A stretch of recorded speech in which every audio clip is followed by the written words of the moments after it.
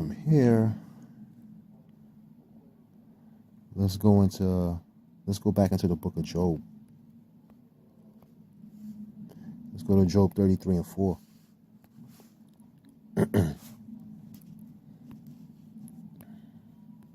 Job 33 and 4.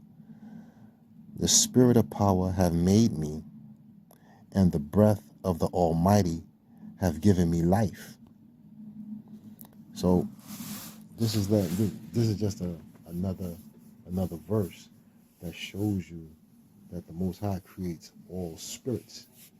So whether it's a good spirit or a bad spirit, the Most High, Yahawah, BaHaSham, Yahawashi, created these things. You know, He created all of these things.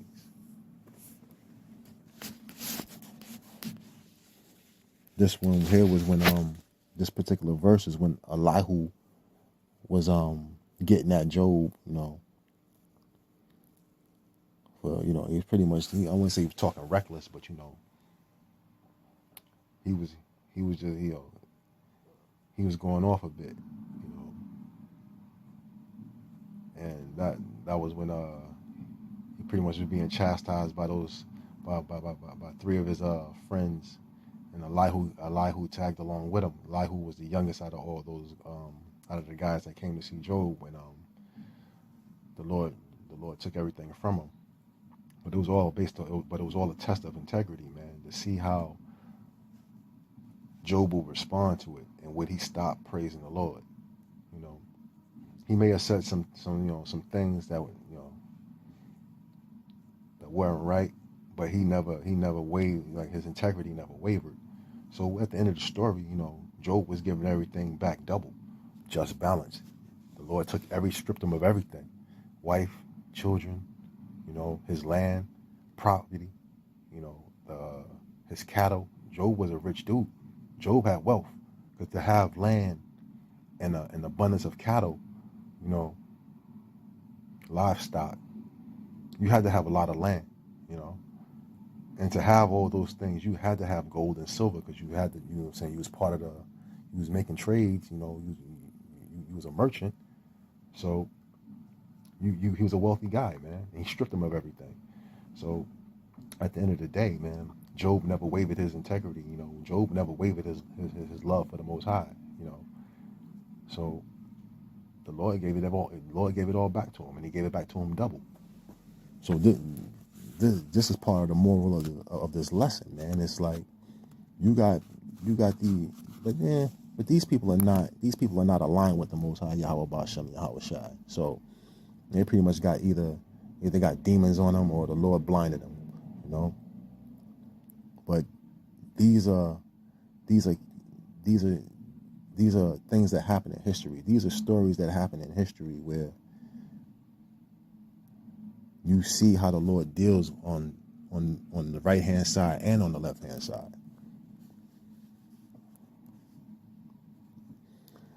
From here, we're gonna go into Numbers. Pretty much gonna stay on the same vibe, because there's numerous amounts of scriptures that go into this.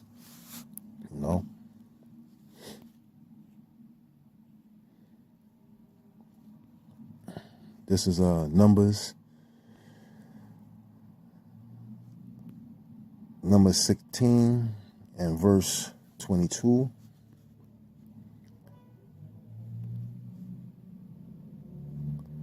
And they fell upon their faces and said, "O power, the power of the spirits of the flesh, of all flesh, Salakia, of all flesh, shall one man sin, and wilt thou be worth with all the congregation?"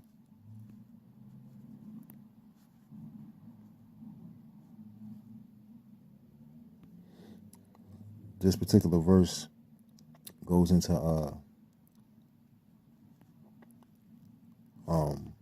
the Most High, Yahawah, BaHaSham, Yahawashi was going to, he was going to like pretty much, he was going to wipe Israel. But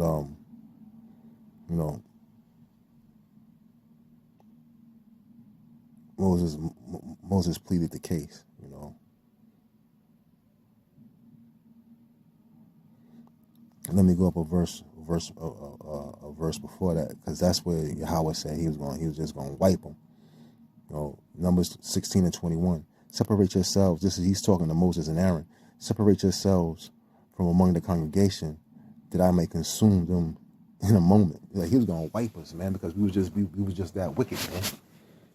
You know, a lot of the things we did coming out of Egypt, man. You had people that couldn't leave Egypt alone. They didn't want to leave that. You know what I'm saying? They wanted to go back to Egypt because all the little, you know, the goodies that they were getting out of Egypt, even though we was enslaved by them Egyptians, man. So they couldn't leave Egypt alone. It was just like almost like Lot's wife. She could not keep moving forward without looking back at Sodom and Gomorrah, man. Like, you're gonna miss something from that place, you know. So these people, our people, us, you know, our forefathers, pretty much just stayed either murmuring about something, whether it was water or tired of eating manna. They wanted meat, and they were tired of walking, and it was all sorts of murmuring and wickedness, man. They created a golden calf when Moses was up on the mount, you know. So our people deserved exactly what we was getting at the time, man. We actually deserved to be wiped out, but because of the promise that was made between Yahawah, BaHaSham, Yahawashi, and Abraham unto Isaac, unto Jacob, you know, we were spared, man. We still the apple of the Lord's eye, man.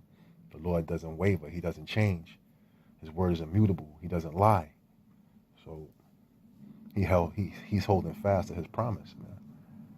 And our job, knowing that who we are, coming back into a remembrance of who we are, you know, we gotta praise the Most High, Yahawah, BaHaSham, Yahawashi, with all truth and sincerity, you know. Make him our rock. You know, we're supposed to lean on him, you know, and stay away from all these different doctrines and different religions, all these different idolatries. You know, pretty much leave Babylon behind, leave this world behind, and focus on the prize, which is Yahawah, BaHaSham, Yahawashi, and his deliverance.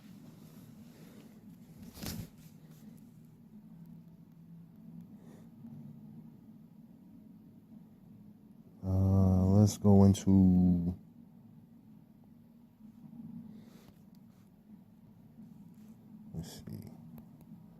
Isaiah 42.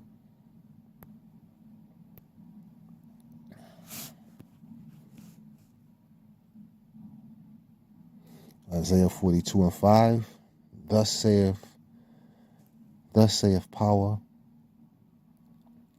Yahawah, he that created the heavens and stretched them out, he that spreadeth forth the earth, and that which cometh out of it, he that giveth breath unto the people, Salakia, he that giveth breath unto the people upon it, and spirit to them that walk therein.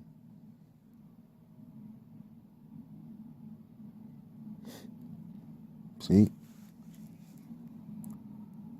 this is another verse that speaks into how the Lord Yahawah, BaHaSham, Yahawashi speaks life into all things, man. He brings forth all these things into existence. So with his breath, he puts a spirit in you, you know. He created a spirit, you know, that dwells within you. So, you know, that just shows, you that power that he wields. He has the power to give life. He has the power to take life. You know, he has the power of putting the spirit in you. He has the power of taking that spirit right out of you through death. So that's why it's even more important to fear the Most High Yahawah BaHaSham Yahawashi, because he could take you out in an instant, in a heartbeat, man. You could walk outside, get hit with a piece of facade from a piece of the facade from a building, and you're done. Your physical is done. Your spirit goes back to the Most High.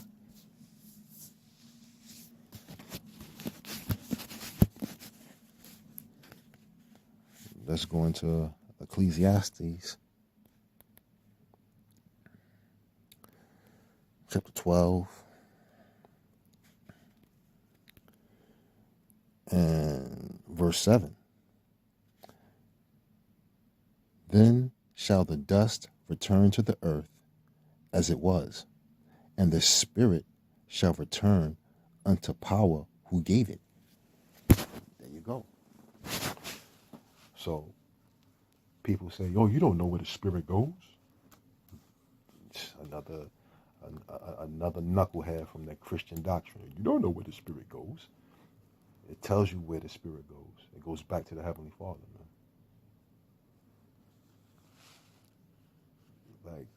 Like I said, man. Like I ride with a guy at work, and he says these things to me sometimes. You know what I'm saying? Like, or he used to, because I pretty much shut all that shit down. So now the questions he asks are more detailed. He goes a little deeper than the nonsense. Like you really have to, you would have to go in and pull up words. So in the beginning when we first was riding, he used to say all sorts of weird shit to me. And it'd be like, I actually wasn't dealing with the scriptures at the time. So it was like, the Lord hadn't knocked on my door at the time. So I would just sit there and just listen. I wouldn't say anything. But then once I started, reading the scriptures, and then, you start listening to the men of Great Millstone, and I'm like, dude, you talking crazy. That shit none of that shit that you talking about makes sense. I was like, once I started reading, like a lot of the things he said just wasn't making sense. But then you start getting more detailed, in-depth breakdowns of prophecies and those dark sayings in the scriptures. It's like, man, you don't know what the hell you're talking about. And then what I noticed is, man, a lot of these people like to deal with their feelings and what they believe and what they feel. Like, dude, it's not about none of that shit you're talking about. It's about what is actually being said. It's about what the words mean. It's not about what you think. Who could care? We could care less what you think. It's about what the scriptures are actually saying. Because he used to say that to me a lot. Like, oh, this is how I feel. And I used to have to tell him, man, it ain't about what you feel. Who cares what you feel? It's about what the scriptures are actually saying. It wasn't like, disrespectful or anything, but it's just like, dude, it's the truth, man. Nobody cares what you think. Like, this is the thing that I noticed that a lot of Christians like to do, man. They like to play this fairy tale game about, the number one is because they dive into so many different doctrines. And what I mean by doctrines, they just dive into so many different people that they listen to, all these different denominations they'll listen to. So you'll have, like, this guy will listen to this guy and that guy, this guy and that guy. He'll listen to that broad over there. It's like, dude, you going way off, So, but, I just praise the Lord, every day I give all praises, honor, and glory to the Most High Yahawah BaHaSham Yahawashi, because he could have been choosing my delusion in that fashion and had me sitting up there dealing with some nonsense, But I had never read the scriptures beforehand, So once I started reading them, I pretty much understood what I was reading, He just guided me straight to, I made a pit stop, I was listening to some other breakdowns, but not for long, He sifted me out of that, when you're dealing with the Lord in truth and sincerity, and and you giving it all up to the Lord, he'll deal with you, man, and he'll deal with you righteously, man. The Most High is righteous, and all his ways works and wonders. Like, he could have had me straight up in the bugged out camp, man.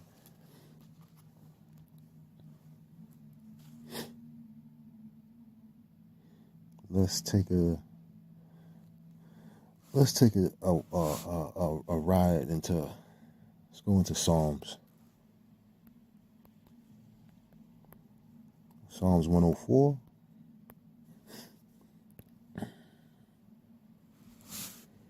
Didn't mean to ramble, but it all goes into what I was saying, man, with people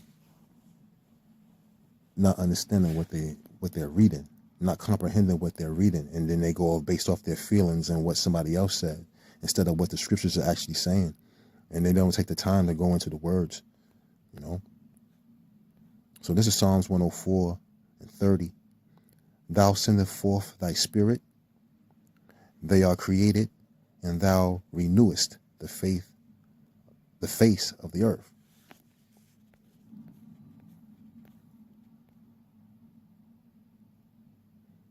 Let's see what that's saying in the NLT. When you give them your breath, life is created. And when you renew the face of the earth. That's another example. And then there's another example how the Lord creates these, he creates all spirits, man. He creates all spirits. And when you leave this place carnally, your spirit goes back to the Heavenly Father, man. And it gets recycled. You see, you in that heavenly realm with the Most High, Yahawah, BaHaSham, Yahawashi, until it's your time to be regenerated, reincarnated. You get put into another body to fulfill your lot, So it's a continuous cycle until the Most High comes back to rectify the situation that He put us in, And then, like I said, man, this situation is not something that He just thrust upon us, man. It's something that we actually deserve. It's something that we created on our own. We've been in so many different captivities, and it was rightfully deserved because of our disobedience, man. Because of our unwillingness to follow the law, statute, and commandments, the rules that the Most High gave us. So we steady get put into captivity. But this is the last captivity. This is that generation. When the Most High is going to pay this place a visit, He's going to revisit this place. This is that generation. That generation when that book is unsealed, and it was unsealed through through Abba Bivens, and so now we pretty much just we're waiting on His return, man. We watch these prophecies play itself out.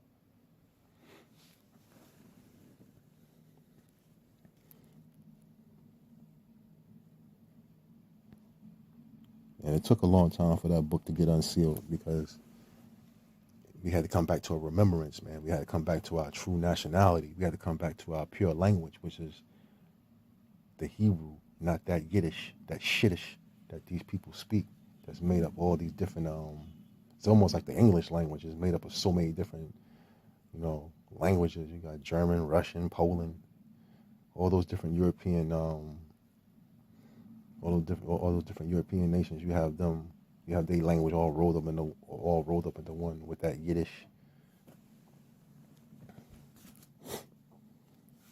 But it speaks on that, Salaki. It speaks on that. He's going to return us a pure language. Zephaniah 3 and 9. He's going to return to us a pure language that we can call on His name in one consent. Roughly paraphrasing. But you can see it. Like the prophecies are playing themselves out, man. And time is sped up too. Time is sped up in a major way. As soon as you wake up and you look, it's time to go right back to bed and do it all again the next day. So time is definitely sped up. It seems like you don't have enough time in the day to do anything. You know, you get into the scriptures, especially if you dive into them scriptures, by the time you look up, 4 or 5 hours done passed. This is Colossians chapter 1 and verse 16.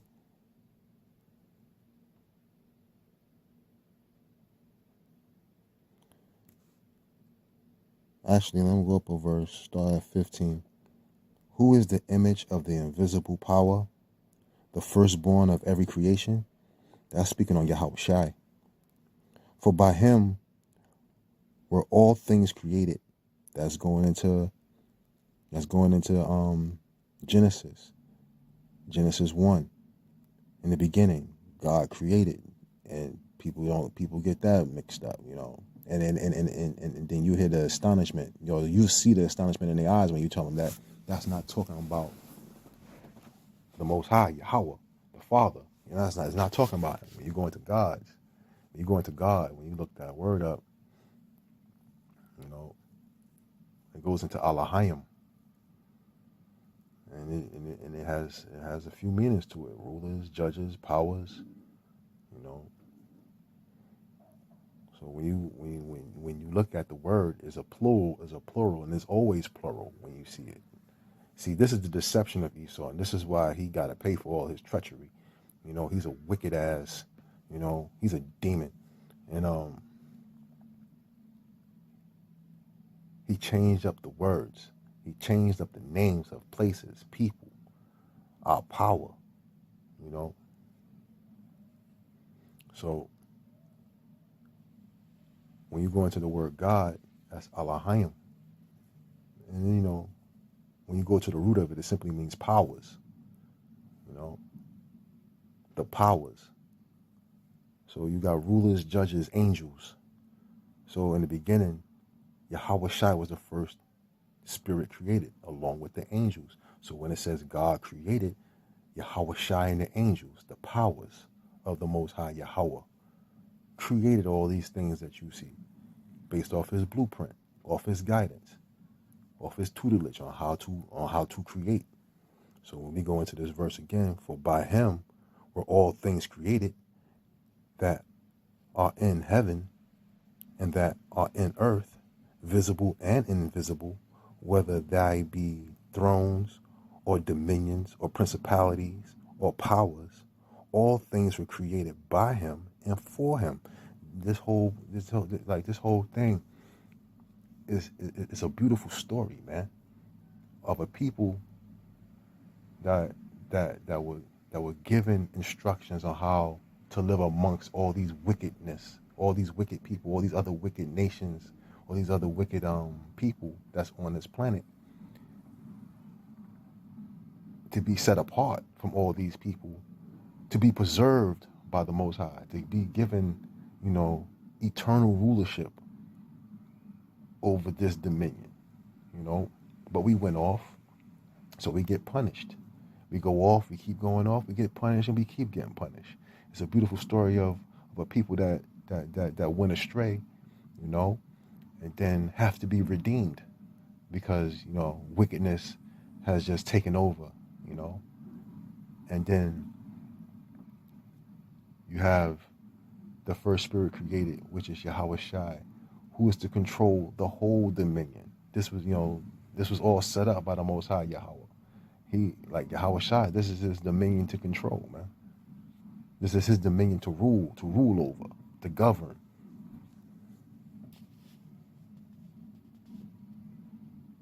So at the end of the day, man, when the Most High Yahawah BaHaSham Yahawashi comes back, when Yahawashi comes back with the angels to destroy this place, man, and purify our land to take us back, you know, we're gonna be a holy priesthood, you know, holy priesthood underneath Yahawashi. And King David. So we're gonna rule the world in righteousness. You know, in order for us to be judges, you know, in order for us to judge properly, righteously, you know, we have to know what evil is, man. We have to know what it looks like not to be, you know, in alignment with the Most High Yahawah, BaHaSham, Yahawashi. We have to know what it's like to be, we have to know what it's like to see and experience wickedness at, you know what I'm saying, at its pinnacle, at its maximum. Because Esau, Edom, you know, and Amalek and all these heathen nations, man, they wicked as all hell, man. You know, they'll do anything to please themselves, man, and to deceive others, you know, and to, you know, pretty much that's, you know, Esau is the wickedest of them all, man. You know, like the wickedest, like the wicked witch of the West, man. He is the wickedest of them all, man. And if left up to his own inventions, his own devices, man, like we'll all, you know what I'm saying, we'll all fall victim to it, man. You know, that's why the Most High has to intervene, man. That's why he has to take this man out.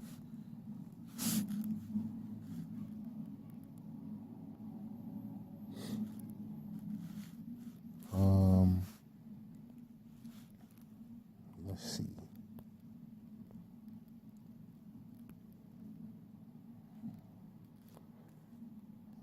Salakia, give me a sec.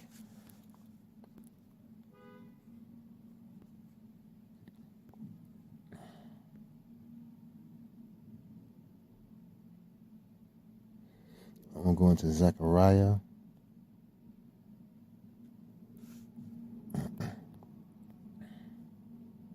Zechariah 12.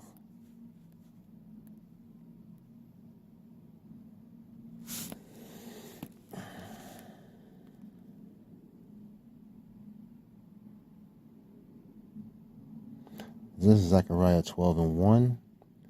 The burden of the word of Yahawah for Israel, saith Yahawah, which stretcheth forth the heavens, and layeth the foundation of the earth, and formeth the spirit of man within him.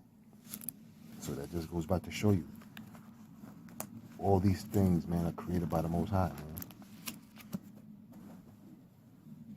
There's no way around it. So people tend to have these different misconceptions based off these bogus doctrines, you know, based off of fairy tales and folly.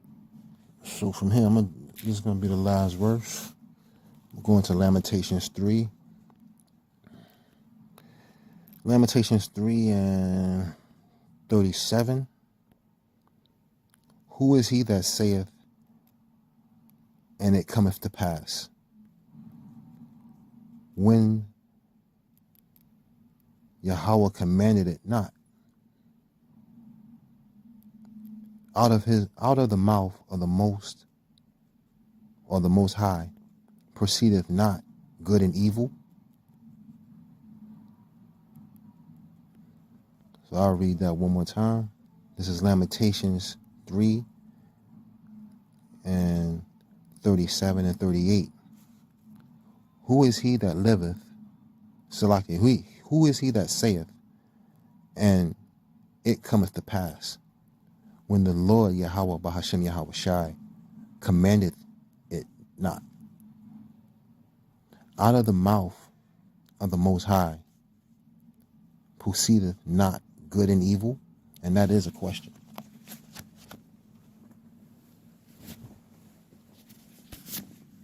Call Allah Yahawah, BaHaSham, Yahawashi, BaHaSham, Rakahak Radash, Abba Ratazah, Lord willing. I hope this lesson was edifying. Abad Babal.